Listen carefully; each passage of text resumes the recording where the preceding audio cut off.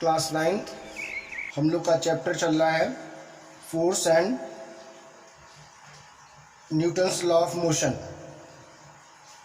मतलब बल और न्यूटन के गति विषयक नियम।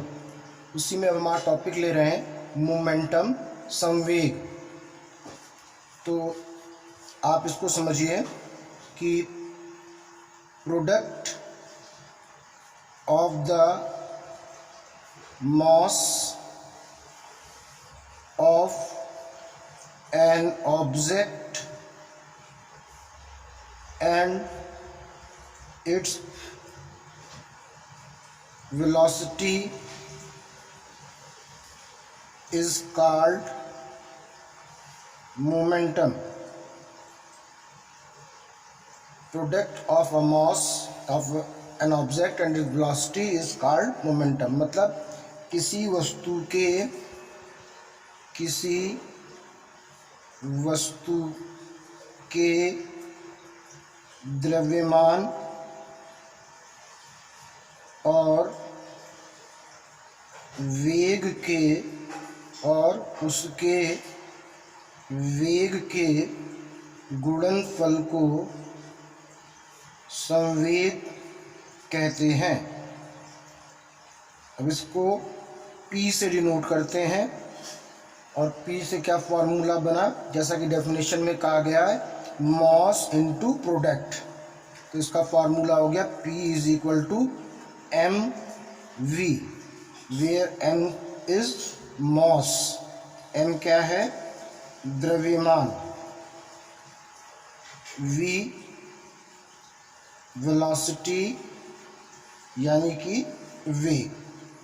तो ये आपको पढ़ना है momentum, P is equal to mv। अब इसकी यूनिट यानी मात्रक क्या आएगा? मास का केजी और वेलोसिटी का मीटर पर सेकेंड। Is it clear? तो ये इसकी यूनिट हो गई। इसकी यूनिट को न्यूटन पर सेकेंड भी कहा जाता है। न्यूटन पर सेकेंड भी इसकी यूनिट होती है। और सभी लोग ध्यान रखोगे कि मोमेंटम इज वेक्टर क्वांटिटी, मतलब कि संवेग सदिश राशि है। Is it clear? और सदिश राशि के लिए हमेशा ऊपर एरो लगा देना चाहिए। ठीक? तो product of the mass of an object and its velocity is called momentum. किसी वस्तु के द्रव्यमान और उसके वेग के गुणनफल को हम लोग संवेग कहते हैं। अब एक यहाँ पर चीज़ जान लीजिए, मैंने आपको सिखाया है एक्सेलरेशन, त्वरण क्या होता है? Delta we upon delta T. Delta we का मतलब क्या है? वेलोसिटी, उसके वेगों का अंतर, ये बता चुके हैं आपको। ठीक? वी क्या होता है? Final velocity. वी क्या होता है? यानी फाइनल वेलोसिटी मतलब अंतिम वेग। इसी तरह यू क्या होता है? इनिशियल, मतलब इनिशियल वेलोसिटी मतलब प्रारंभिक वेग। ये सब मैं आपको बता चुका हूँ। तो हम लोग एक यहाँ पर बहुत इम्पोर्टेंट डेरिवेशन करने जा रहे हैं। ये डेरिवेशन बहुत इम्पोर्टेंट है। और ये डेरिवेशन है क्या? ये डेरिवेशन है relation between change in momentum and force. ये इम्पोर्टेंट है। मतलब करना क्या है, आप किसी वस्तु के संवेग परिवर्तन, मतलब कि डेल्टा P, डेल्टा चेंज परिवर्तन को बताता है, और उस पर लगे हुए बल F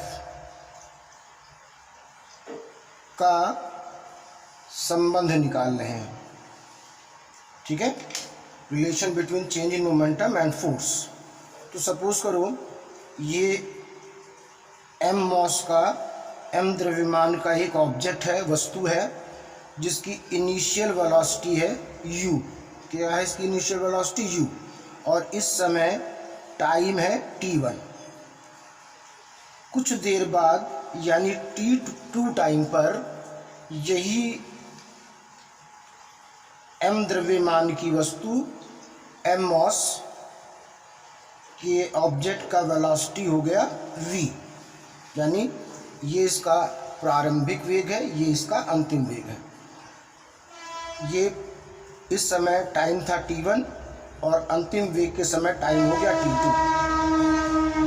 मीन्स t1 टाइम पर इसका इनिशियल वेलोसिटी u था, after some time that is t2 its final velocity is v। तो नाउ t1 टाइम पर इसकी हम मोमेंटम संवेग निकालें तो according to formula p is equal to mu, और आफ्टर t2 टाइम मतलब t से कितने समय बाद, t2 बाद, यानी समझ लो टाइम बदलने पर डेल्टा t बाद इसका मोमेंटम संवेग कितना हो गया m, और इसकी वेलोसिटी अब क्या है v। ये भी वेलोसिटी और ये भी वेलोसिटी। तो अगर अब आपसे कहें कि find the change in momentum, change in momentum संवेग में परिवर्तन, तो आप क्या लिखोगे p2 माइनस p1, बड़े से छोटा माइनस करते हैं। ये क्या आया, चेंज इन मोमेंटम संवेग में परिवर्तन। अब इनकी वैल्यू पुटअप करते हैं। Delta p is equal to p2 कितना था mv, p1 कितना है mu। आपको यहाँ पर m कॉमन मिल रहा है तो हमने m कॉमन ले लिया। Is it clear. अब चूंकि हमें रेट चेंज निकालना है, ठीक है, तो हम दोनों साइड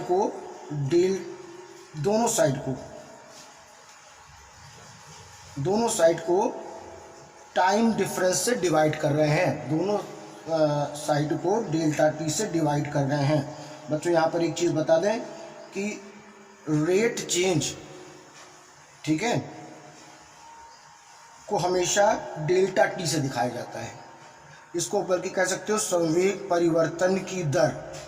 हिंदी में दर का मतलब होता है किसी चीज़ को डेल्टा टी से डिवाइड करना।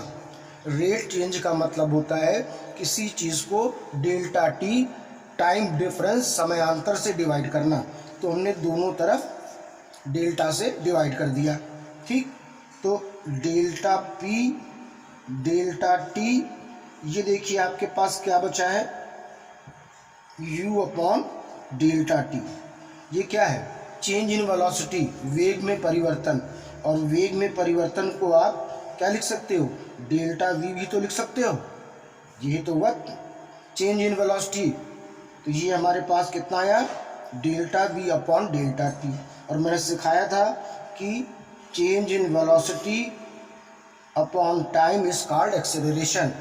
वेग परिवर्तन की दर को समय कहते हैं, त्वरण कहते हैं, एक्सेलरेशन त्वरण। तो यहाँ पर हम क्या लिख सकते हैं a। तो delta p upon delta T is equal to हमारे पास आया था m delta v upon delta T. तो delta p is equal to delta T is equal to m। ये क्या चीज़ बन गई a, और f बराबर क्या होता है ma। तो आपके पास क्या आ गया, delta p upon delta T is equal to f। यही आपको प्रूव करना था कि rate change in momentum is equal to the applied force, यानी किसी वस्तु में संवेग परिवर्तन की दर उस पर लगाए गए बल के बराबर होती है। और यही आपको प्रूव करना था, ठीक। तो आप यहाँ पर क्या लिखेंगे, आप यहाँ पर लिखेंगे rate change in momentum on an object is equal to the applied force. किसी वस्तु में संवेग परिवर्तन की दर उस पर लगाए गए बल के बराबर होती है। तो आपका ये टॉपिक था आज मोमेंटम। ये आपको समझ में आ गया होगा। 2-3 बार इसको रिवाइज करिए, फिर अपने नोट्स बनाकर भेजिए।